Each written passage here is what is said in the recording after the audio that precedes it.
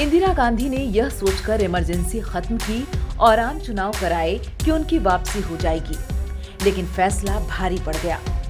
जनता party और उसके सहयोगी दलों ने जबरदस्त जीत हासिल की। इंदिरा का पीएम पद तो गया ही, वह सांसद भी नहीं बन पाई।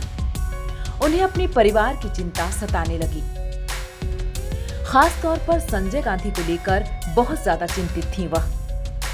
इंदिरा को डर था कि जनता पार्टी सरकार संजय के खिलाफ कार्रवाई कर सकती है, उन्हें जेल में डाल सकती है। लेकिन जिस तरह इंदिरा को नई सरकार से डर लग रहा था, उसी तरह नई सरकार भी सशंकित थी इंदिरा को लेकर। जनता पार्टी को एक बार भी यहाँ तक लगने लगा कि सत्ता के गलियारे में मौजूद इंदिरा के वफादार तख्ता पलट तक कर सकते हैं। कैसे यह आशंका पनपी और उस दौर में क्या क्या हुआ, इसे जानी मानी राजनीतिक विश्लेषक और वरिष्ठ पत्रकार नीरजा चौधरी ने अपनी किताब हाउ प्राइम मिनिस्टर्स डिसाइड में विस्तार से जगह दी है। 1977 में इंदिरा गांधी के हार के कुछ ही घंटों बाद दिल्ली में इंटेलिजेंस ब्यूरो के जॉइंट डायरेक्टर वीवी नागरकर को सूचना मिली कि एक सफदरजंग रोड स्थित आवास से 2 बक्सों में डॉक्यूमेंट्स छतरपुर स्थित फार्म हाउस भेजे गए हैं, वह जमीन में गाड़ने के लिए। नागरकर की सूचना पर जॉर्ज फर्नांडिस ने अपने राजनीतिक सचिव रवि नायर को मामले की टूह लेने भेजा। नीरजा लिखती हैं, रवि नायर और आईबी के एक डीसीपी फार्म हाउस पहुंचे। रवि के मुताबिक डीएसपी को एक गैजेट के साथ आना था, जो कि हैदराबाद से आया था। इस डिवाइस से अंडरग्राउंड मेटल का पता लगाया जा सकता था, लेकिन डीएसपी इसके बिना आए थे। 1 महीने बाद डिवाइस आ गई। इस बार रवि नायर एक दूसरे ऑफिसर के साथ इंदिरा के छतरपुर फार्म हाउस पहुंचे।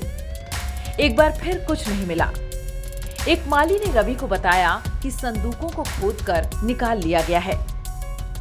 इस घटना से एक बात तो जाहिर हुई कि इंदिरा को लेकर नई सरकार पूरी तरह निश्चिंत नहीं थी।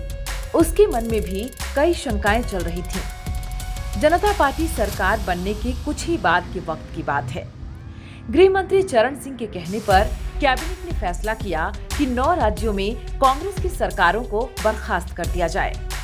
सरकार का मानना था कि इंदिरा की हार के साथ इन राज्यों की कांग्रेस सरकारों ने भी अपना जनादेश खो दिया है। इस बारे में कार्यवाहक राष्ट्रपति बीडी जत्ती के पास प्रस्ताव भेजा गया, लेकिन जत्ती ने एक नहीं बल्कि 2 बार प्रस्ताव रोक दिया। 29 अप्रैल 1977 को उन्होंने सरकार को बताया कि उन्हें मामले पर सोच विचार के लिए और समय चाहिए। इसने केंद्र को सकते में डाल दिया। नीरजा चौधरी लिखती हैं कि जत्ती जानबूझकर निर्णय में देरी कर रहे थे। उनके हस्ताक्षर करने से इनकार करने का परिणाम संवैधानिक संकट हो सकता था। चिंतित प्रधानमंत्री मोरारजी देसाई ने 30 अप्रैल 1977 को कैबिनेट की बैठक बुलाई। मंत्रियों की घबराहट स्पष्ट थी। वे चिंतित थे कि कार्यवाहक राष्ट्रपति क्या कर सकता है। वे जानते थे कि जत्ती वफादार हैं इंदिरा गांधी के प्रति। हालांकि किसी भी मंत्री ने स्पष्ट रूप से नहीं कहा, और यह सवाल वहां अनकहा रह गया कि क्या सशस्त्र सेना के सर्वोच्च कमांडर के रूप में जत्ती सेना को बुलाकर नई सरकार को सत्ता से हटा सकते हैं। दरअसल चुनाव से कुछ दिनों पहले ही सत्ता के गलियारों में एक चर्चा उड़ी थी। चर्चा यह कि चीफ ऑफ आर्मी स्टाफ ने इंदिरा गांधी के सामने प्रस्ताव रखा कि अगर इंदिरा चुनाव हार जाती हैं और विपक्ष उनके आवास की ओर मार्च निकालने का निर्णय लेता है, तो उस स्थिति में इंदिरा की सुरक्षा के लिए सेना को नई दिल्ली बुला सकते हैं।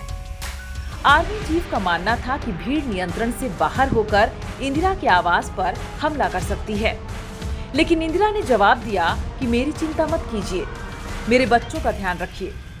रॉ के चीफ आर.एन. काब ने भी इसी तरह का प्रस्ताव रखा था। लेकिन 30 अप्रैल की उस कैबिनेट मीटिंग में रक्षा मंत्री जगजीवन राम ने अपने सहयोगी मंत्रियों का डर दूर करने का प्रयास किया। उन्होंने बताया कि इमरजेंसी के दौरान तत्कालीन रक्षा मंत्री बंसी लाल ने तब की सेना प्रमुख से मुलाकात कर आपातकाल को समर्थन देने के लिए कहा था, लेकिन सेना प्रमुख ने इनकार कर दिया। जगजीवन राम ने कैबिनेट से कहा कि सेना पर संदेह नहीं करना चाहिए। हालांकि उनके भरोसा देने के बाद भी कैबिनेट के कई मंत्रियों को उस दिन अजीब महसूस हो रहा था।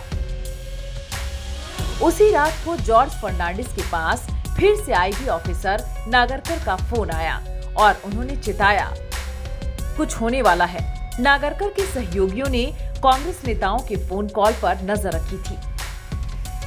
उन्हें नहीं पता था कि क्या होगा, लेकिन उन्होंने जॉर्ज को सचेत रहने की सलाह दी। नागरकर ने कुछ कहा नहीं, लेकिन संदेह पनपने लगा था कि तख्ता पलट हो सकता है। संदेह को तब और हवा मिली जब तुरंत ही जॉर्ज के पास मधु लिमिये का फोन आया। उन्हें भी अलर्ट किया गया था। जॉर्ज फर्नांडिस ने फौरन अपने राजनीतिक सचिव रवि नायर को नई दिल्ली के हाई सिक्योरिटी एरिया का चक्कर लगाने के लिए भेजा। नायर ने उधार का एक दोपहिया वाहन लिया और लुटियंस का जायजा लेने निकल पड़े। उन्हें सेना मुख्यालय, ऑल इंडिया रेडियो या संसद भवन के पास कहीं भी कुछ असामान्य नहीं मिला। वापस आकर उन्होंने जॉर्ज फर्नांडिस को रिपोर्ट दी कि सब सही है। अगले दिन यानी 1 मई 1977 को जॉर्ज फर्नांडिस 200-300 युवा सोशलिस्टों को लेकर सड़कों पर उतर पड़े।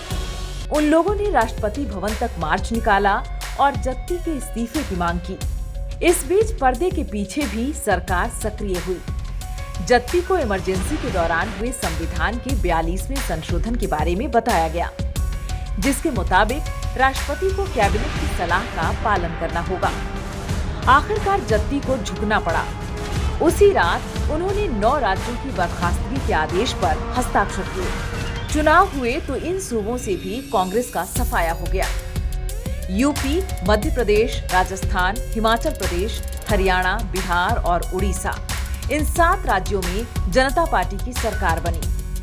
पश्चिम बंगाल में गैर कांग्रेसी पार्टी सीपीआईएम और पंजाब में अकाली दल की जीत हुई। राजनीतिक विश्लेषक और वरिष्ठ पत्रकार नीरजा चौधरी की किताब हाउ प्राइम मिनिस्टर्स डिसाइड से लिया गया संपादित अंश।